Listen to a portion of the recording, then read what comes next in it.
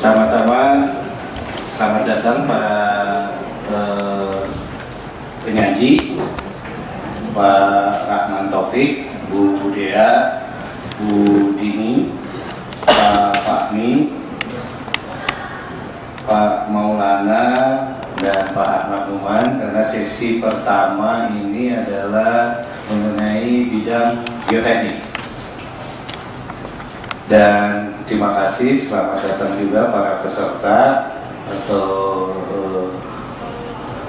yang ikut dalam diskusi kolokvium, Pak Iwan Jalkasih, Bu Laneke, dan teman-teman yang lain.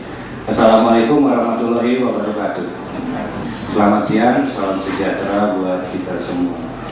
Jadi di siang hari ini ada 3 topik untuk bidang geoteknik, yaitu prediksi kinerja konstruksi timbunan tinggi dari tanah merah dengan permodelan numerik, yang akan disampaikan mungkin ini Bu Dea ya, Bu Dea, dan ini ditulis berdua bersama Pak Rahman Taufik.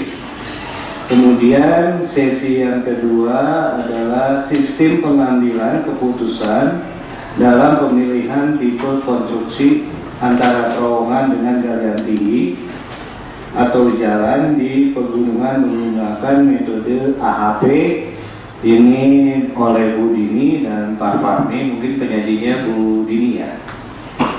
Kemudian yang ketiga, evaluasi kinerja uji coba skala penuh timbunan ringan dengan mortar busa di Pangkalan Bun, Kalimantan Tengah. Ini disusun oleh Pak Maulana Iqbal, Pak Rahman Taufik, Pak Ahmad Numan. Mungkin penyajinya Pak Iqbal. Oke, jadi sebelum kita mulai diskusi ini, 3 topik.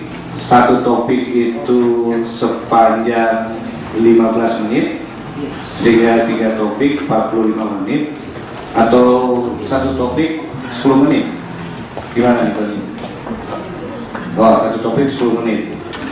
1 topik 10 menit. Kemudian ini skemnya menerus dulu ya. Menerus 3 topik kita sampaikan, kemudian 15 menit diskusi. Jadi tolong para penyaji agar konsen terhadap waktu. Jadi waktu untuk penyajian itu maksimal 10 menit. Untuk yang pertama mungkin untuk meningkat waktu, penyajian mengenai prediksi kinerja konstruksi timbunan tinggi dari tanah merah dengan permodelan numerik yang akan disampaikan oleh Bu Dea. Silakan Bu Dea. Terima kasih. Mungkin untuk langsungnya ya Bu Dea. Sebelum saya mulai, saya akan bacakan dulu kurikulum vitae Bu Dea. Nama lengkap Dea Pertiwi, Master Teknik, institusi di Balai Geoteknik, Pusbidbak Jalan dan Jembatan, jabatan peneliti, alamat rumah di Permatasari, riwayat pendidikan S1 sipil di Tenas, S2-nya rekayasa geoteknik ITB. Untuk waktunya dipersilakan 10 menit Bu Dea. Terima kasih. Terima kasih kepada Pak Moderator. Selamat siang, Assalamualaikum warahmatullahi wabarakatuh. Salam sejahtera bagi kita semua. Pada kesempatan ini kami akan memaparkan hasil dari Litbang tahun 2012 dari tim penelitian kami yang berjudul prediksi kinerja konstruksi timbunan tinggi dari tanah merah dengan pemodelan numerik. Mungkin saja. Latar belakang dari penulisan penelitian ini adalah pada kurun waktu 2003 sampai 2011 banyak terdapat kecenderungan pembangunan jalan di atas timbunan yang relatif tinggi. Dan selain itu tanah merah sebagai material timbunan juga sudah banyak digunakan pada konstruksi tersebut, khususnya di Pulau Jawa yang memang kualitas tanah merahnya cukup banyak. Kemudian sebenarnya semakin tinggi timbunan, maka akan semakin besar pula resiko adanya ketidakstabilan timbunan maupun deformasi yang berlebih. Selain itu, ternyata setelah kami teliti pemadatan atau keadaan pemadatan sangat berpengaruh terhadap kestabilan dan deformasi dari timbunan tersebut. Nah, atas dasar hal-hal tersebut, maka pada penelitian ini kami melakukan evaluasi kinerja yaitu stabilitas dan deformasi timbunan melalui pemodelan numerik. Ini adalah ruang lingkup dari penelitian kami. Pertama, dibatasi bahwa jenis tanah yang dikaji di sini hanyalah tanah merah. Yang kedua, evaluasinya dilakukan melalui pemodelan numerik saja. Yang ketiga, di sini diasumsikan bahwa kondisi tanah dasar dimodelkan tidak berpengaruh pada stabilitas dan deformasi timbunan. Kemudian selanjutnya, di sini kami modelkan konstruksi timbunan dengan pemadatan sesuai dengan spesifikasi teknis. Namun sebagai pembanding juga kami modelkan yang tidak dipadatkan sesuai spesifikasi teknis. Selanjutnya, hasil analisis kinerja tersebut kami bandingkan dengan kriteria kinerja timbunan. Ini sebagai gambaran awal, ada dua hal yang berbeda di dalam timbunan tinggi. Di satu sisi ada spesifikasi timbunan, dan di sisi lainnya ada kriteria desain. Spesifikasi timbunan yang kita kenal itu yaitu spek umum Bina Marga tahun 2010, di mana di dalamnya disebutkan bahwa rentang kadar air pemadatan itu disyaratkan berada pada rentang kadar air optimum -3 sampai dengan kadar air optimum +1. Selain itu, untuk timbunan biasa juga disyaratkan nilai CBR 6%. Selain spesifikasi itu, masih ada beberapa spesifikasi lain yang ada beredar di Indonesia, diantaranya dalam bentuk pedoman atau kriteria spesifikasi proyek-proyek tertentu. Juga ada beberapa yang berasal dari kajian literatur asli. Di sisi lainnya, kriteria desain yang ada untuk timbunan diantara adalah faktor keamanan, di mana di sini ada beberapa sumber yang mensyaratkan faktor keamanan yang berbeda untuk stabilitas. Yang pertama adalah mungkin yang banyak digunakan untuk lereng sebesar lebih besar dari 1,3. Kemudian di dalam panduan geometrik kita atau geoguide, di sini juga ada persyaratan yang berbeda, yaitu 1,4 untuk jalan kelas 1. Pedoman lainnya juga menyatakan di sini lebih besar dari 1,2. Kemudian untuk kriteria deformasi sendiri sudah ada persyaratannya di dalam geoguide.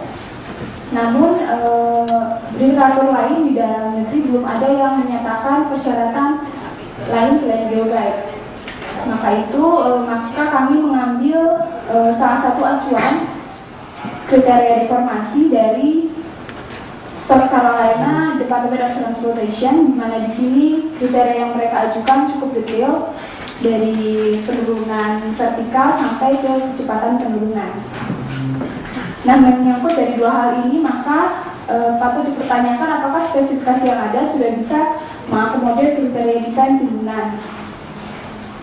Atas dasar itu, maka metodologi dan penelitian ini adalah melakukan verifikasi melalui pengujian lab maupun lapangan dengan menggunakan rentang pengujian yang kami ambil dari spek umum. Kemudian kami tentukan parameter desainnya dan melakukan analisis dan evaluasi penurunan dan stabilitas. Dari hasil analisis itu, maka kami bandingkan hasil dengan kriteria. Jika memenuhi spesifikasi, maka itu akan menjadi kriteria desain timbunan tinggi. Namun apabila tidak memenuhi, maka kami ajukan opsi apakah itu perlu dipadatkan dengan pemadatan modified atau perlu ditambah konstruksi sandwich layer pada timbunan atau memaksimalkan tinggi timbunan tersebut. Ini adalah kriteria deformasi yang disebutkan sebelumnya dari SCDOT tahun 2008. Di sini secara garis besar mereka mensyaratkan penurunan vertikal total maksimum pada arah melintang badan jalan. Di sini sebagai contoh untuk jalan kelas 1 dan 2, besarnya adalah 203,2 mili, laju penurunan yang disyaratkannya 2,54 mili, dan diferensial settlementnya 25,4 mili. Kemudian ini adalah kriteria deformasi pada kondisi timbunan yang paling ekstrim, maksudnya pada arah ketidakstabilan global timbunan tersebut. Di sini mereka membagi dua, ada kriteria yang ditujukan untuk mempertahankan fungsi jalan dan untuk keselamatan pengguna jalan.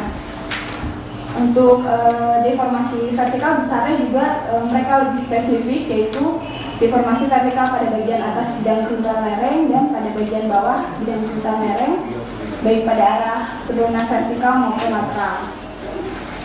Sedangkan yang ini adalah kriteria deformasi dari panduan geoteknik 4 dikeluarkan oleh DPU tahun 2002. Namun ini untuk khusus timbunan di atas tanah lunak. Kemudian selanjutnya adalah kriteria stabilitas.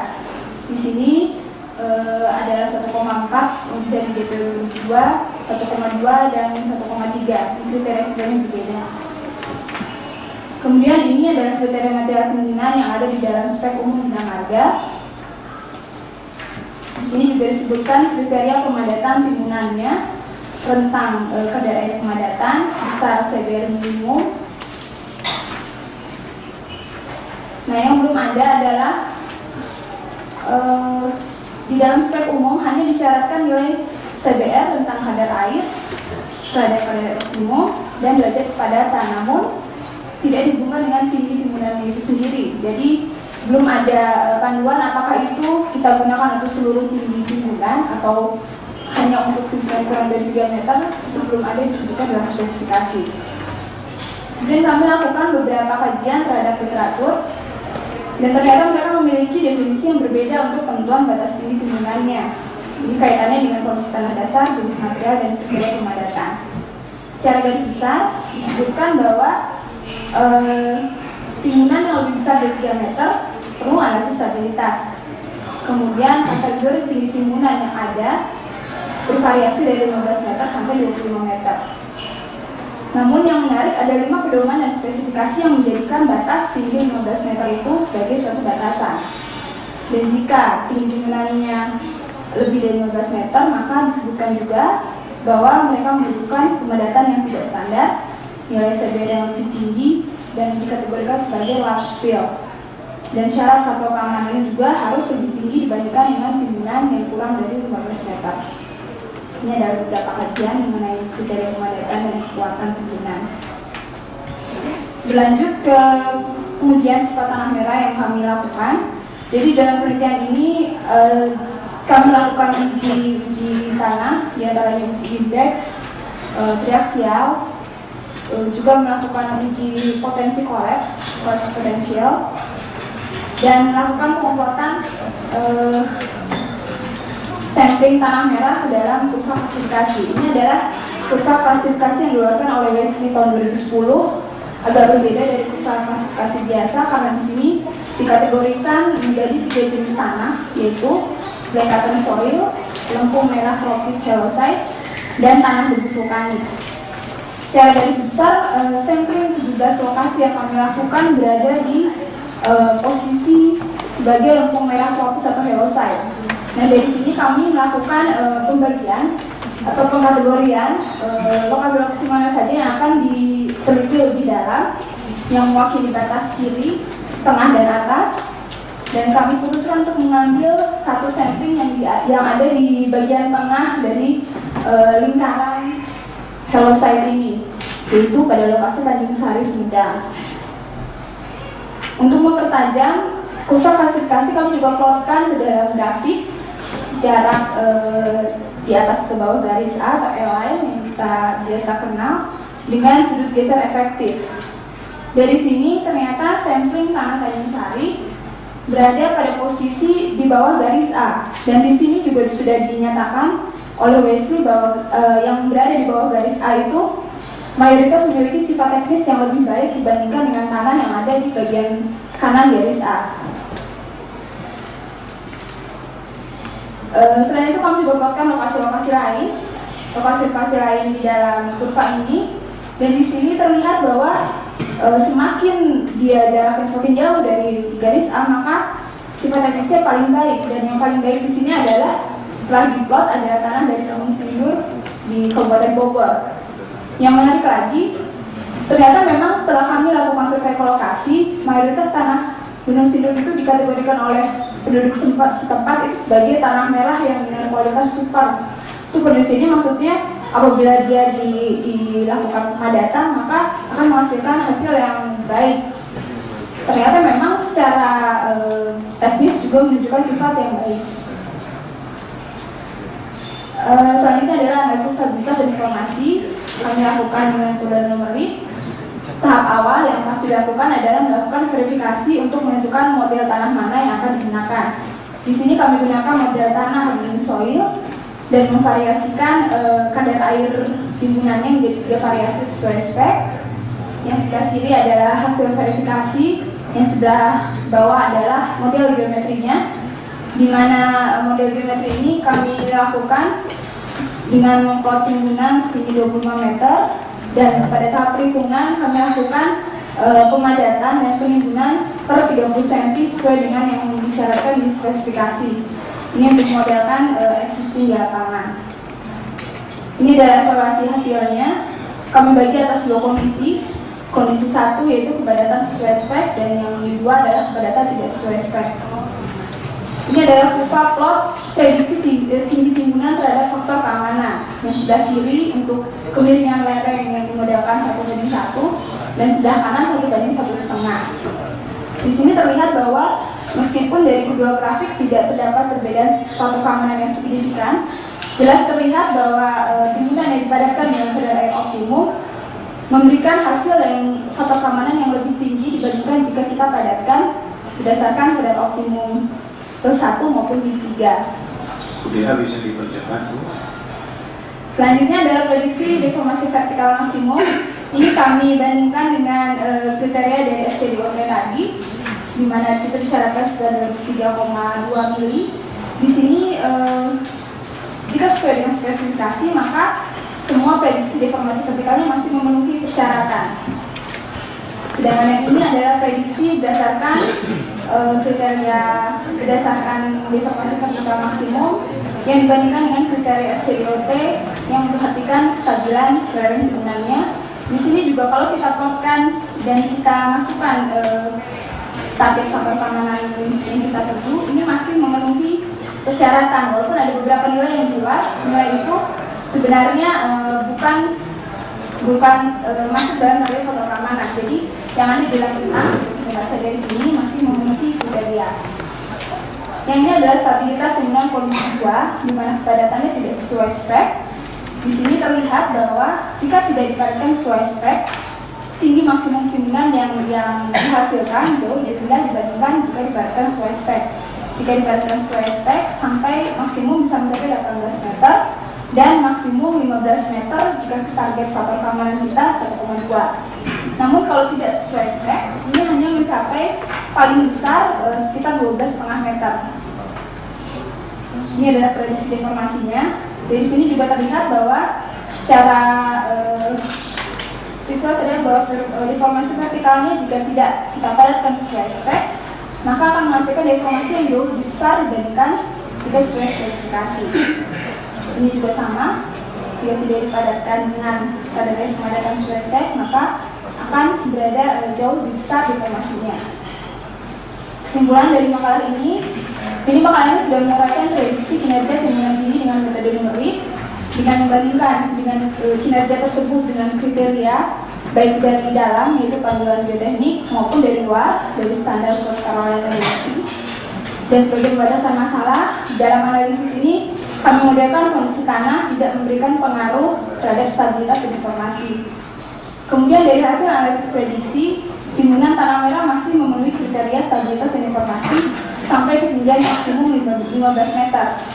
Kalau kita padatkan dengan cara pemadatan ringan dan tidak ada masalah tanah dasar. Selain itu, ini memberikan indikasi kepada perencana untuk mempertimbangkan metode pemadatan dengan energi yang lebih besar atau menggunakan teknologi lain ketika mendesain timbunan yang lebih tinggi dari 15 meter. Di sini juga disimpulkan bahwa kalau timbunan dengan kadar pemadatan optimum, faktor keamanan akan lebih tinggi dari deformasi timbunannya akan menjadi deformasi yang paling kecil. Di dalam makalah juga dilakukan simulasi numerik dari konstruksi yang tidak dipadatkan sesuai spek Dan di sini terlihat bahwa dari hasil analisis kinerjanya berkurang secara signifikan jika kepadatan penggunanya tidak sesuai dengan spesifikasi. Saran dari penelitian ini, yang pertama disarankan untuk melakukan verifikasi dengan melakukan pemantauan jangka panjang pada suatu konstruksi benda tinggi. Dan yang kedua, jika mengarah pada grafik dari WC 2010 bahwa ada jenis tanah merah yang memiliki sifat teknis yang diprediksi jauh lebih baik, maka disarankan untuk melakukan pengujian yang lengkap serta analisis kinerja dengan menggunakan parameter tanah tersebut.